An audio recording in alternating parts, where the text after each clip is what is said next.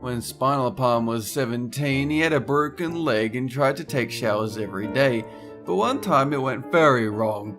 His knee had dislocated and his ankle was shattered, so while he was in the shower, he started to slip. He took a deep breath and braced himself for agony. When he fell, his kneecap popped out and he was crumpled in the bathtub. His mum came in and found him screaming, looking like a floppy pigeon in the bathtub. She helped him up, then gave him a towel to cover his donger, then dressed him and they went to the hospital. They can laugh about it now, but it was excruciating at the time. Recently at lunch, Hellbent heard something weird from a girl walking towards a group he was sitting near. She went over there and said to the group with a completely straight face, "I have the desire for you to have dirty, unprotected sex with an anime bear." After she said that, she dabbed, and then she walked away. Hellbent doesn't eat lunch near that group anymore. One time when Shima was at school, her friends gave her some sweets, which always made her hyper. She was so hyper, she thought she was a tiger because she was reading a book about two girls becoming a tiger. So, Shima walked on her hands and knees and started to make tiger noises at everyone. Then, her ex saw her and pinned her arms to the floor. By now, her crush and a huge crowd were watching a boy pinning a girl. So Shima kicked him in the groin and slapped him to impress her crush. Unfortunately, he punched her in the gut, making her cry. Her crush stood up to her ex and made sure she was alright. A week later, her crush became her boyfriend, and her ex sits over on the other side of the classroom. One time, Nixium was walking down the hall at school with his two friends, Tolop and Gergak, and the subject of sociopaths came up. Tolop asked, "Can you tell if someone was a sociopath?" Gergak replied with the logic of, I mean, everyone is partially a sociopath. Nixium, being the dumb he was, replied with over-excessive laughter and the comment, "I didn't choose the sociopath. It chose me." Everyone within a 5-person radius stopped talking for a minute to soak in how absolutely stupid he was. Before every soccer game I ever played, I needed to eat Welch's fruit snacks in a very specific order. It had to be grapes, raspberries, oranges, peaches, and strawberries in that order specifically. If I messed that order up, I was pretty superstitious in thinking that my team may lose, or I may not play as well as I usually would. Silly, isn't it? True story. Can't tell you why, it made sense to me. During his freshman year of high school, Legna, along with his girlfriend and some friends, sat in a stairwell one day. One of his buddies decided to mess with his hair, which was pretty long. He pulled out his comb and fixed it up, then casually put it away and continued the conversation. Just then, his girlfriend asked if she could look at his comb for a minute. Legna responded with a very calm, "No." Her response was rather insane. She stood up, reached into his bag, and began to pull binders out. Legna said, "Hey, stop it!" and he grabbed his bag and began to put his stuff away. Then she decided it would be a good idea to get behind him and put him in a chokehold. She literally strangled him until he blacked out. He hit his head on her chin and then the floor, knocking him unconscious for about 15 seconds. When he woke up, Legna freaked out a little, broke free from her bear hug around his neck, and stormed off with a friend of his. He hasn't talked to her since that day. And also he lost his comb. When Froggy was 10 years old, she had some new neighbors move into the house next door. Froggy was excited to meet them because they were from China and they had kids her age. To be polite, Froggy's father invited them over for a pool party at their house. Now, while Froggy and her brother were swimming later on, they heard the chicken dance song playing full blast from a stereo right outside Froggy's house. She jumped out of the pool and saw her new neighbor's entire family doing a naked chicken dance in her front yard. It was definitely a very memorable first impression. What was my worst cooking fail? Well, it's not so much mine as it is Pandora's. We were spending some quality time together, watching movies and playing games, when Pandora decides she wants some popcorn. Since the popcorn button is inaccurate, she places it in the microwave and sets it for 5 minutes. Being a little bit lazy, instead of standing by to watch it, she decides to head back to the living room. Needless to say, smoke filled the room, the detector screeched, and the microwave smelled like popcorn for about a week. She said the popcorn tasted good though, so at least nothing went to waste. Ladybot was walking around town and a homeless man started walking behind her. Ladybot noticed him and started walking faster and faster. Eventually she started sprinting. She lost him, but about 30 minutes later she turned a corner and he was right in front of her. He was twitching and smelled horrible, so she took out a pen just to put anything between them. He leaned in and Ladybot could smell the alcohol in his breath. He said, If you see a unicorn, look it in the eye. If it screams, banana, it's real. If it is real, train it like a dragon and bring it to me. We can build an army from the one unicorn. He then turned and ran down a dark alley, and Ladybot never saw him again. She also never saw a unicorn. When Doopy was a teenager, she worked at a grocery store. On St. Patrick's Day, she decided to get into the spirit by wearing a lei of tiny shamrocks. A customer came up to the register. Doopy noticed he looked a little down. She wanted to brighten his day, so she pointed to her shamrocks and blurted out, Hey, check it out! I got laid! A big smile spread across the customer's face, and Doopy realized her embarrassing innuendo. She then tried to cover it up, saying, I mean, I've been shamrocked. The customer laughed and said, That's even worse. Doopy was mortified and wanted to hide herself away. But hey, at least she cheered him up. When Honeybits was 7, she managed to win a plush Pikachu from a claw machine. She immediately fell in love with it. She then went on a train with her parents, holding her Pikachu carefully. Not long after the train ride started, a stranger came up to her and grabbed the toy without her parents noticing. Instead of crying, she just sat there, frozen. Later on, a couple of people, different to the person who stole it, gave her Pikachu back with an apology. Fast forward to just recently, Honeybits needed some stuffing for her cousin's darling toy, so she grabbed the old Pikachu. She noticed that there was already some rough stitching she'd not noticed before, so she opened it up and past the stuffing that she was looking for, there was a note with a bunch of numbers on it. She didn't know what they meant, but I can tell you now that each number corresponded to a letter in the alphabet that read, Hello there, you must be older now. How nice. If you guys knew me in real life, you'd know that I'm socially retarded. And so back in the day when I was a little kid and at school, I mean, you guys knew the saga about how I used to collect grass and have little piles, and it's like my kingdom of grass. Well, one of the few times I tried to talk to a girl, you know, these girls, these beings from other worlds that you can't even get near without being infected or something. Well, you know, I went up to her. She's just kind of sitting on her own, this girl. You know, at the time I thought I should share an interest of mine, and so I went up to her and I said, I really like grass. She looked at me like I was a fucking enigma, and she just walked away. So that was quite rude. Like, you know, she could have offered something in return. She could have been like, I like knives or something, and I wouldn't have looked at her too crazy. I think I was treated unfairly in that situation. Sure, we were only like 8 years old, but still, stand by my grass. I think it was a good hobby at the time. Back in elementary school, I had a crush on this kid. He was kind of cute, and we had a lot in common. But the one thing we didn't have in common was our taste in music. I liked the golden oldies, top 40, some pop, but he loved rap. He told me his favorite singer was Eminem, so I decided I would serenade him by learning a couple of his songs and singing it back to him.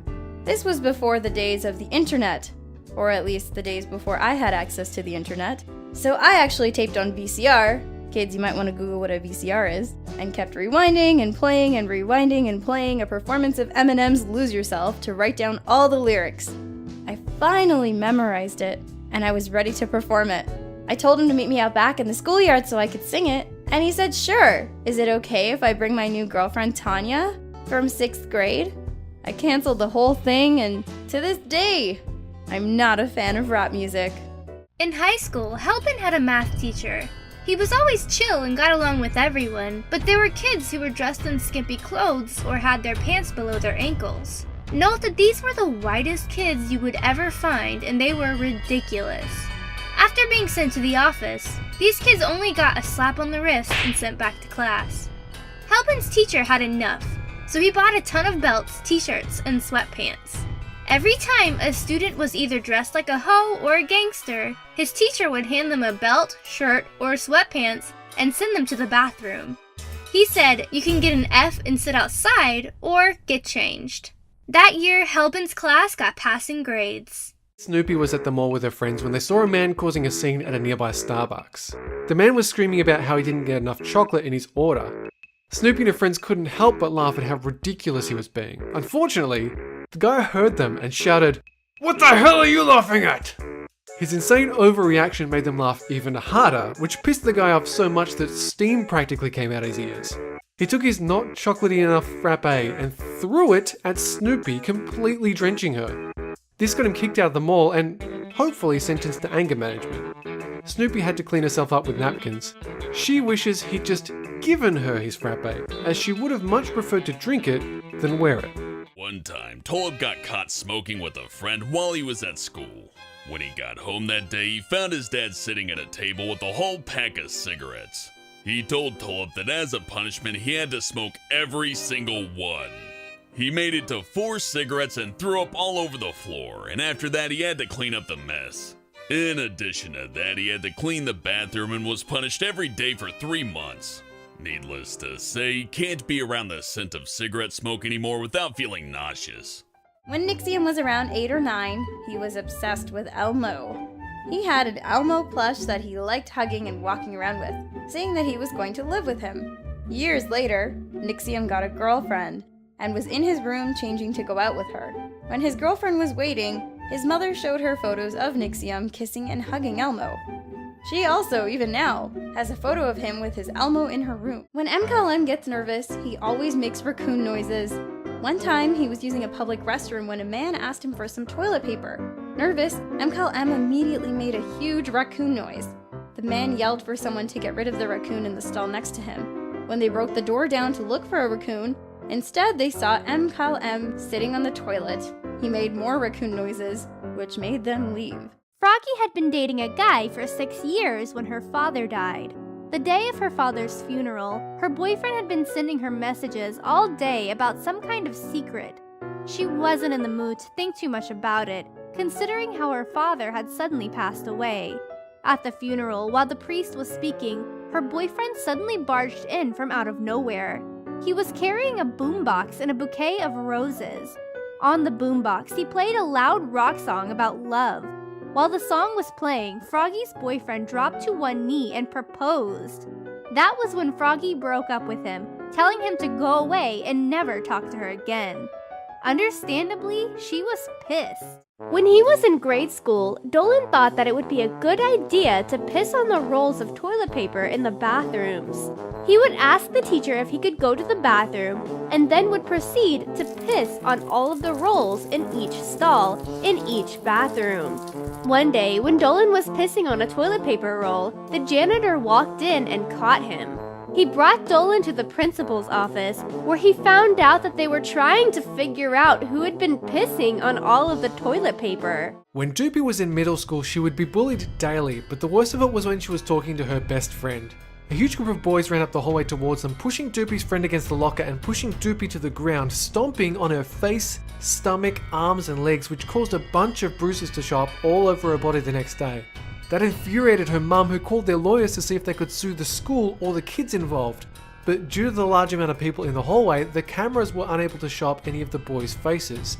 And they got away with it because Doopy was not a reliable source. A few days later, the girls who were friends with the boys all ganged up on her when she was in class. The girls surrounded her and tried to rip stuff out of her hands, spewing threats and insults at her until she burst into tears and ran out of the room to the office. Doopy ended up having a mental breakdown. Regardless to say, she never went back to that school. One time when Dolan was 13, he received a bad report card from school, so he tried to hide it from his parents. When Dolan's parents noticed that they hadn't received one in the mail, they went to the school to ask the teacher for a copy. After realizing what Dolan had done, his dad took the report card home and photocopied it 100 times.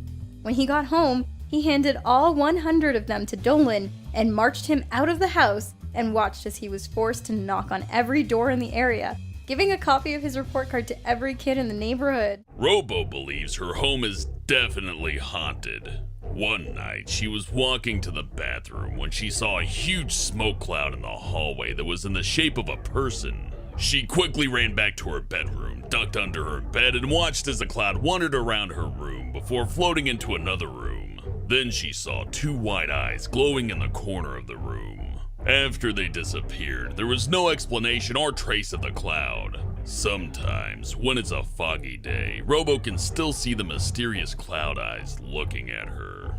Andy's 8th grade teacher was a big World of Warcraft nerd like she was. They would always talk about WoW parodies and the idiots that they met in raids. And when someone would finish their test, he would let them create a WoW trial account. Andy already had her own account, and she would regularly play online with her teacher. He was a Worgen warlock, and Andy was an undead rogue, both of them around level 80. Her teacher would buy a pack of WoW cards for anyone that scored higher than his level on a test. He even let Andy and a couple of the other kids use his WoW private server. Spinal Palm has a pen that is partially transparent at the point where people usually hold it, and it was also very easy to open. So he just rolled some paper with notes inside around the ink holder and just took a look whenever he wanted. He's also failed a few tests which his friends passed, so Spinal Palm asked them for their tests and redid it with his friends' tests under his. For easy cheating, he got a B, because the grade dropped from an A because he failed the first time. Spinal Palm and his friend have also swapped their tests during another one. Their chemistry teacher was the most oblivious teacher, so they easily did it. If his friend didn't know something, or when Spinal Palm didn't, they'd simply switch their tests. Once Spinal Palm did both their tests, and they both got an A-. And Spinal Palm's friend even got 1 point more. Emoji once won 2 free meals at a fancy restaurant, so he decided to invite the girl of his dreams. The only problem was that his crush was a twin, and he mistakenly invited the wrong one. He was pretty surprised when he got to the restaurant and they both turned up. He decided to play it cool but ended up paying for the extra meal anyways. After the meal, he told them about the mix-up and had to let one of them down. The dumped twin was pretty upset, but luckily she ended up forgiving him a few weeks later. When they were 5 or 6 years old, Gooby and Snoopy thought it would be a great idea to play with a grocery cart and have their friend Honeybits push it. A few seconds later, Honeybits hit a rock and sent them flying out of the cart. Gooby's elbow scraped the floor and she was bleeding, but Snoopy hit the ground so hard she cracked her head and needed staples. Not stitches, but staples in her head! Gooby could hear her crying and screaming from the waiting room. Ah, Gooby, why? Ah, is probably what she sounded like. Sid and his girlfriend were doing the deed one day, or at least that's what Sid thought was happening. When they finished, Sid's real girlfriend walked in and said, "My turn." It turned out the girl he just finished doing it with was her twin sister. Sid was really confused, but in the moment he just went along with it. When they were done, Sid's soon-to-be ex-girlfriend explained to him that she and her sister devised a plan to help her sister lose her virginity, and they decided that Sid was the perfect person to do it. Sid had no idea what was going to happen and found it pretty weird that his girlfriend would want Sid to do it with her sister. If Sid could have prevented it, he would have. Doopy's elementary school had a weird rule where they weren't allowed to talk about cats. She doesn't know why, but all the teachers said it was for personal reasons. So Doopy walked into the principal's office and told him that it was the stupidest rule ever. The principal said, "Go back to your lunch, you cat lover!" Remaining calm, Doopy walked back to the cafeteria.